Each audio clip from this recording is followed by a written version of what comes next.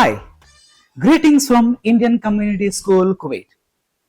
As you are approaching your final social science examination, we, the social science teachers, would like to brief you, guide you, and provide you tips to make your social science examination writing a proficient one.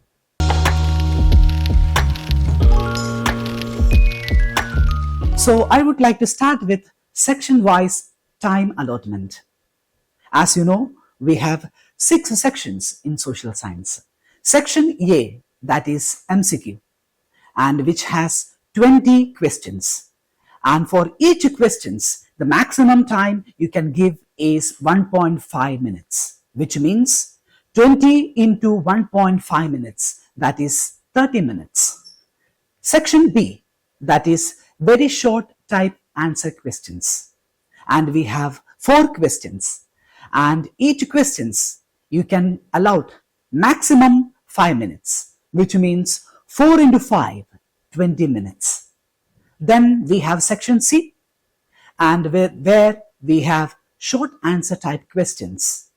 And we have 5 questions in section C. The maximum time you can give to each question is 7 minutes, which means 5 into 7 minutes is equal to 35 minutes. Then section D, which is detailed type answer questions. And we have 4 questions in section D. The maximum time you can give to each question is 10 minutes, which means 4 into 10 minutes, 40 minutes. And the section C, which is case-based study. There we have 3 questions. Each questions, the maximum time you can provide is 10 minutes. 3 into 10, that is 30 minutes. And the last section is section F, map works, where we have 5 questions. And the maximum time you can provide for each question is 2 minutes, which means 5 into 2, 10 minutes. So if you add all this time together, they will get 165 minutes. That is 30 minutes, section A, 20 minutes, section B, 35 minutes, section C, 40 minutes, section D, 30 minutes, section E, and 10 minutes, section F. So it will come altogether 165 minutes. So the last 15 minutes, the remaining 15 minutes you can utilize for proofreading and crossing your answer sheet. So I would like to start with explaining the syllabus from history. In history, as you know, we have 4 chapters. Chapter number 1, Rise of Nationalism in Europe. Chapter number 2, Nationalism in India. Chapter number 3, Making of a Global World. And the final chapter, that is Print Culture. And I would like to provide you the marks allotted for history, that is 20 minutes. We have 4 MCQs from history and 1 2-mark question, 1 3-mark question, and 1 5-mark question, and 1 case study, and 2 map works. So I would like to brief the first chapter of history, that is Rise of Nationalism in Europe. Though there are many incidents mentioned in this chapter, I would like to point out 7 important events in this chapter. The first one is the painting of Frederick Soreyu, and how French revolutionaries created collective identities. Civil Code 1804, Treaty of Vienna 1815, unification of Germany and Italy, and a strange way of Britain's unification, and Greek War of Independence. So I want you to know all these 7 important incidents which are mentioned in this chapter called Rise of Nationalism in India. I would like to move to the second chapter of history, that is Nationalism in India. In this chapter, we have very many important incidents, such as the First World War and Indian economy, Mahatma Gandhi and the idea of Satyagraha, Rowlatt Act and Jallianwala Bagh massacre, and three stages of non-cooperations. And the term non-cooperation movement meant different things to different people, such as the non-cooperation movement in towns, countryside, in plantation for women and poor people. And finally, the Salt March and the civil disobedience movement. There are many important map works in this chapter called The Nationalism in India. Altogether, two mark questions are going to come from this chapter called Nationalism in India. Namely, three Congress sessions which took place in Kolkata, in Nagpur and Madras. I want you to know all these three places where the Congress session took place. Then we have three important places where Mahatma Gandhi successfully conducted non-cooperation movement and Satyagraha movement, such as Champaran, Kheda and Ahmedabad. And we have the civil disobedience movement, that is, one is Dandi and another thing is the Jallianwala Bagh massacre. So altogether, out of this 8 different places, 2 are surely going to appear for the final board examination. Now, I would like to go to the third chapter, that is Making of a Global World. In this chapter, we will be seeing the historical aspect of globalization, such as Silk Route links to the world, food travels, conquest, disease, and trade. So from this chapter, we have one MCQ and one 2-mark question. The fourth and the last chapter is print culture. In this chapter, we will study about the historical aspect of print technology. And we will be seeing how the print technology influenced the whole world. And this lesson starts with the origin of print technology in China, and which moves to Japan, later to Europe. And also we will be seeing the modern way of print technology which originated in Europe, particularly by Johann Gutenberg. And we will also see the print revolution and its impact on the surface of Europe and the whole world. And the second part of the chapter, we will be seeing India and the world of print. And we will see how the print technology played an important role in religious and social and political arena of India. And also finally, we will be seeing how women and print played an important role in shaping the culture of India. Now we are moving to the second subject of social science, that is economics. And we have 20 marks from economics. And particularly, we have 4 chapters for assessment, such as chapter number 1, development, chapter number 2, sectors of Indian economy, chapter number 3, money and credit, chapter number 4, globalization and the Indian economy. And if we closely observe, we can find this mark allotment. We have 5 MCQs and we have 2 3-mark questions, 1 5-mark question and 1 case study from economics. So the first chapter which we have in economics is development. In this chapter, they will study the real meaning of development. How is it connected to our life, both social, political, economical, and religious. And through this chapter, we will clearly understand the width and the depth of development. Personal development and national development are the 2 important aspects of this chapter. And how to compare different countries and states. And we also come across certain other aspects of development, such as health, education, freedom, equality. And the chapter ends with the idea of sustainable development, which is very essential for the development of a nation, development of a person, and development of a culture. Now we move on to the second chapter, that is sectors of Indian economy. And in this chapter, we will be studying the three sectors of economy, that is primary sector, secondary sector, and tertiary sector. And also we see how these three sectors are important for the economy. And also we will compare these three sectors and their productivity. And also we will study about the different sectors, how they are contributing for the betterment of a country and the provision of employment.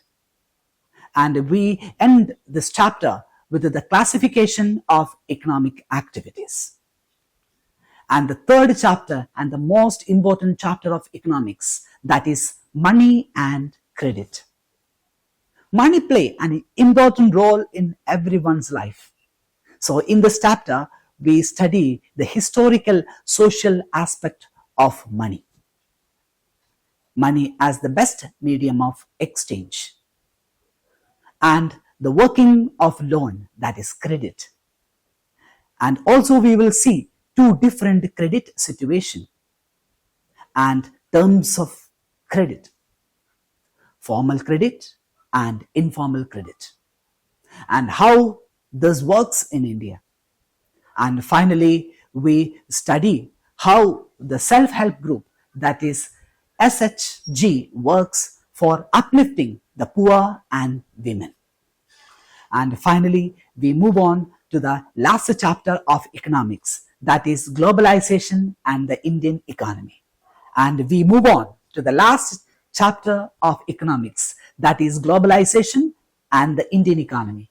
In this chapter, we study the real meaning of globalization, the definition of globalization, and the functioning of MNCs and foreign investment.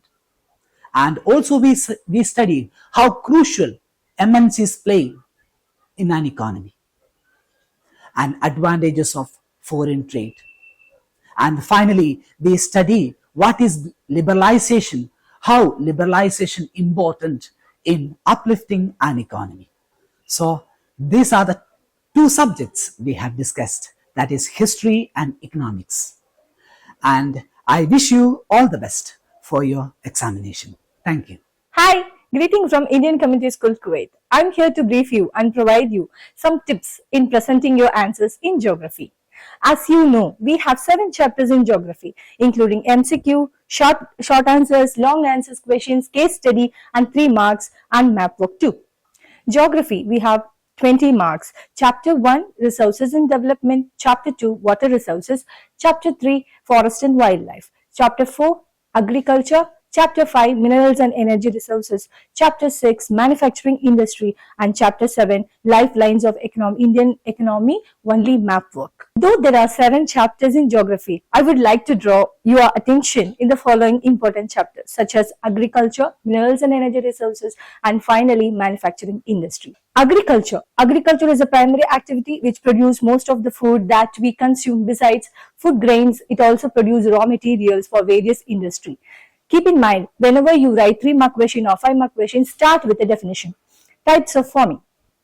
Primitive subsistence farming, intensive subsistence farming, commercial farming. There are cropping pattern. In India, we have 3 cropping seasons: Rabi, Kharif, and Zaid. Rabi season, wheat and barley. Kharif season, groundnut and soybean. Zaid season, watermelon and cucumber. Major crops of India. Major crops grown in India are rice, wheat, millet, pulses, tea, coffee, sugarcane, oilseeds, cotton, and jute, etc. There are classification of minerals. Minerals are classified into 3: metallic, non-metallic, and energy minerals. Occurrence of minerals is a very important question where you have to study, as veins and lodes in igneous and metamorphic rocks, in beds or layers in sedimentary rocks, residual mass of weathered material, alluvial deposit or placer deposit in valley floors, and last but not least in ocean waters too. Major minerals of India: metallic minerals and non-metallic minerals. Metallic minerals are iron ores, manganese, copper, and bauxite. Non-metallic minerals are mica and limestone. Another important question from this chapter is conservation of minerals. Use mineral resources in a planned and sustainable manner, develop technology to use low-grade ores at low cost, recycling of metals, and use scrap metals and other substances. Another important question is energy resources. Energy can be generated from fuel, minerals like coal, petroleum, natural gas, uranium, and from electricity. Next is the importance of manufacturing. Manufacturing sector is considered the backbone of Indian economy for the development. It helps in modernizing agriculture. Industrial development helps in eradicating the unemployment and poverty from our country. And also it expands in export of manufacturing goods and trade and in commerce. On the basis of ownership, it is divided into four: public sector, private sector, joint sector, and cooperative sector. On the basis of bulkness, that is weight, it is divided into two: light and heavy industry. So, my dear children, kindly practice the math portions and all the best for your exam. Thank you.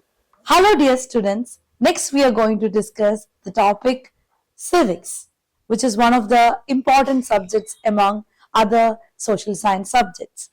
The first chapter is power sharing. Power sharing is an important component in the democratic system. Power should be shared among different components of the society.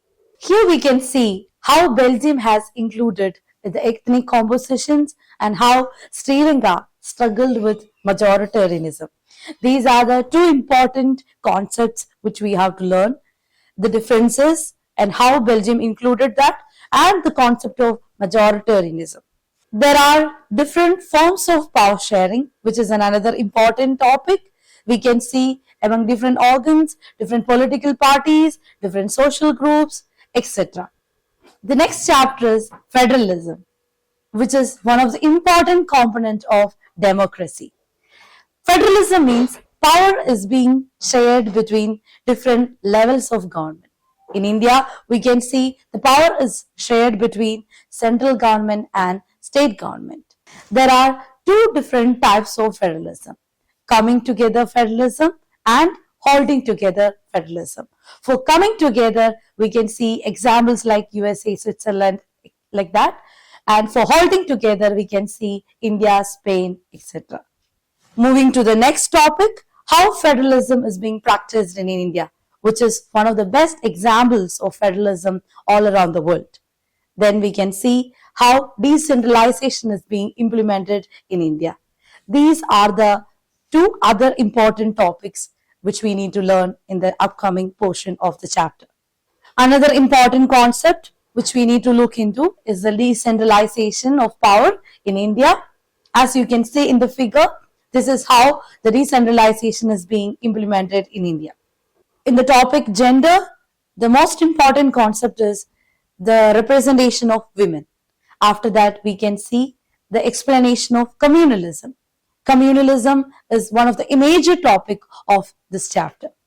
After communalism, we can see secularism as well as caste and politics. Next is the definition of political parties. Political party is a group of people who come together to contest election and hold power in the government.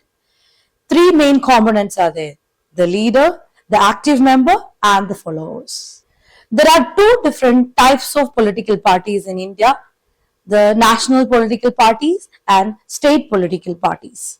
You need to learn the important political parties, especially national and state political parties. The last two important topics of this chapter are challenges of political parties and how political parties can be reformed.